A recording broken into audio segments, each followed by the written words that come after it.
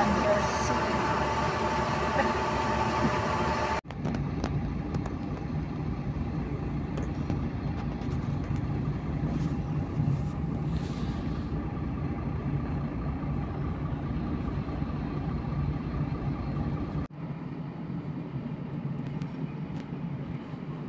Walang traffic guys. Traffic na. Sabi ng site o ito.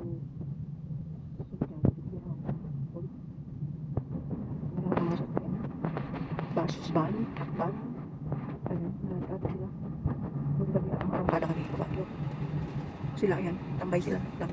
Oras siguro dito. Di ba? Traffic. May ginagawa ko tayo guys. Walay. Malapit sa kabilang side. Malapit pa lang tayo. Madaling araw. O diba? Alas 3 sa madaling araw. Kaya mga bus. Mga bus. Ang mga tubigara. Ayun mga bus. O ayun sila. Sasakyan. Traffic. Naabot pa daw yan ng 3 to 4 hours sila. Bago makarating ng Santiago at Tubigaraw. O diba? Oh. Ang traffic. Dito na kami, maarangkada na kami. Kaya ako hindi ko lang grabe yung ano doon sa barangay. Sabihin ko lang guys, nakatulog ako.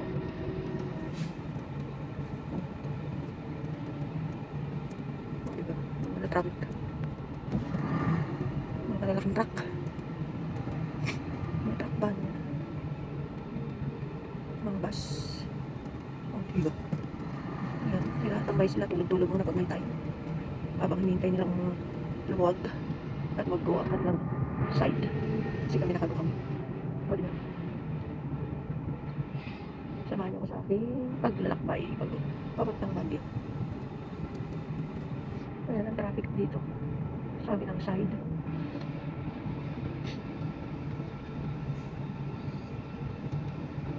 Kaya kung nag-aabora ka ng Manila o sa mga lugar, kailangan mo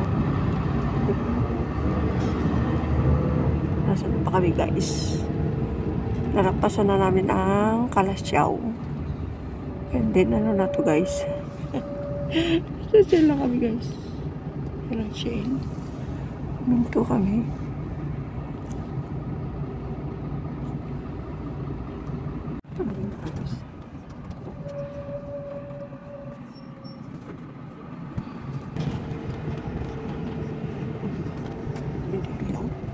Ang ganda dyan guys. Bakit nasa na kami guys? O diba? Dito sa kanay ko. Guys! Diyan hindi naman kasi ilaw.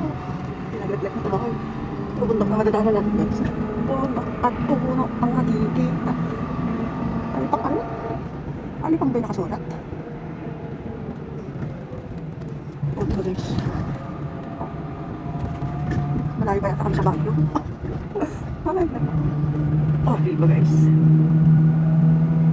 Nakapunta na kami ng liwanag dito sa kalsada. Ayun na, puro puno. Madadaanan mo. Oo. Ganyan. Pinadali lang. Oh, diba? Ang ganda ng tanawin guys. Puro puno lang. Oh, ang kapal ng puno dito guys. Oh, diba?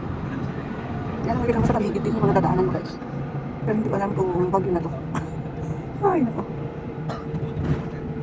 Oh, may mga nakikita na kayong bahay-bahay guys. Ayan, may mga bahay-bahay na dito. Oh, di ba? Oh. Yan, ang oras na yun ito is mga 5:30 or 5:40 na. Oh, di ba? Parang bagyo na to guys kasi marami ng mga puno. Marami ng puno. Oh, di ba? Maraming mga puno ang madadaanan. Ayan guys. Ang ganda ng weather guys. Maliwanag ang kalangitan.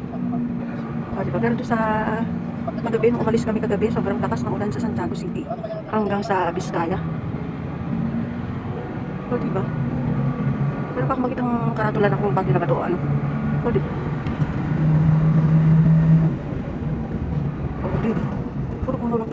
dito sa Baguio. Para po. O, diba? Ano na yun?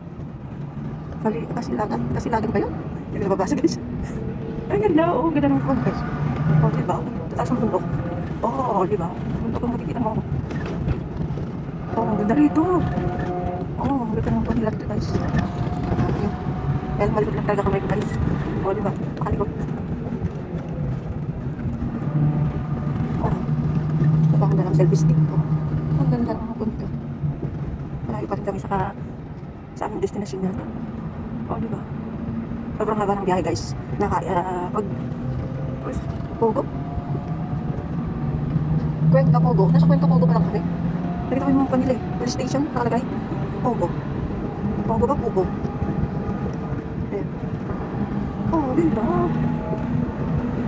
Ayun, nalalabas na sa sunrise. Ayun, nakaganda ng kanya ko guys. Malayo pa kami sa destination namin guys. Naka 7 hours na kami. From Santiago City today hanggang dito. 7 hours na. Pero wala pa rin kami sa Baguio. O, diba? Haba ng biyahe. Diretso. Oh.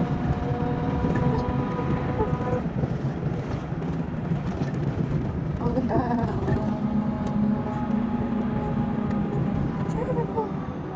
Ibibigyan natin hanggang makarating tayo ng terminal guys. San Luis na to. San Luis. Oh, ay, andito na sila. Di ba San Luis si Kamahalan? Ayan, San Luis na. May nabasa na ako San Luis. Madadaanan pala ako San Luis. O, San Luis na to Kamahalan. Nadaanan ka na San Luis. Dapat pala bumaba na ako ng San Luis. Ayan, oh. Laon yun. Pwede ka naman doon sa tindahan.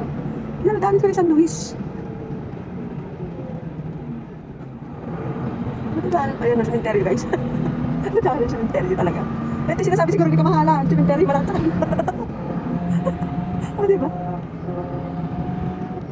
Ala, ang layo pala ng terminal guys. Mas mauna pa pala ang lugar ni Kamahalan ng San Luis. Diba? Nabasa ko yung San Luis. Taga San Luis ni Kamahalan. Oh, lumayo pa kami. Ay, nasa guys. Oh, ganda ng kulay ng langit guys. O, diba? Ang liwanag.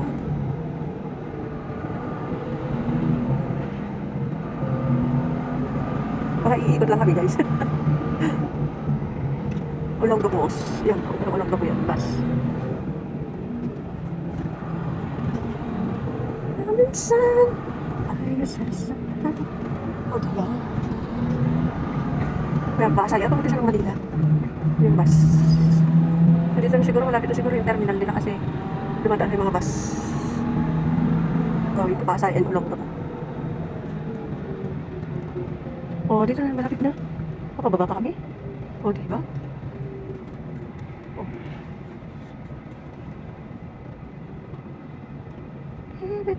Ayun. Ayun, nagdaan na namin ang gasoline station. And then, iikot ulit kami.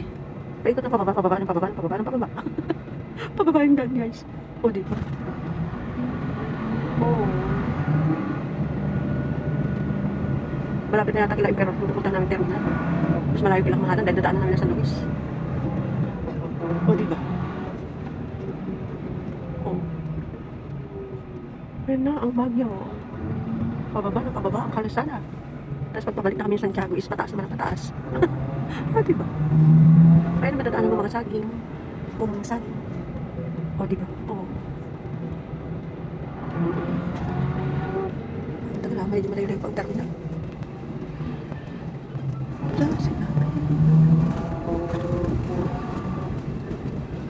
Ay, nasasaktan. Ang daming puno dito guys. Kaya malamig dito guys sa Baguio. Sulit na sulit sila sa punong kahoy.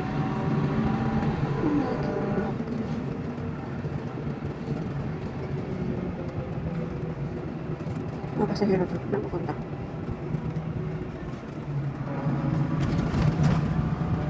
Tatanungin ako ng address ng terminal na bus na Florida. Sinakyan ko guys. Isang bus lang yung bumibiyahe pa Baguio every day or every night. Diba isa sa pag-umaga, isa sa pag-gabi ang biyahe pa Baguio City. O, diba? Pero layo. Buti nga ng 9 hours ang biyahe. From Isabela to Baguio. 9 hours ang biyahe. Layo, diba? Parang Manila.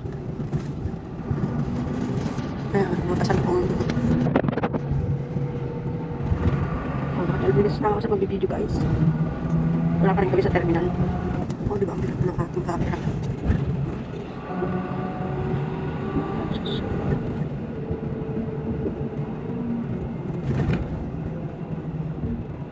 Barangay Ambalite yata yun ano.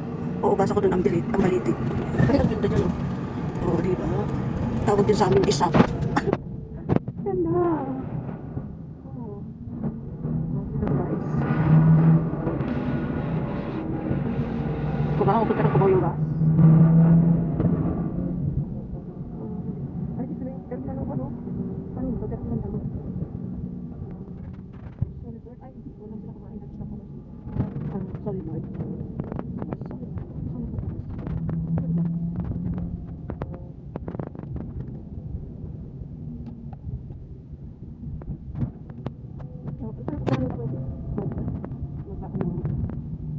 Sa loob nyo na to. Sa baba pa lang tayo guys. Kasi sabi nila, sinasabi nilang baba. Lang yun.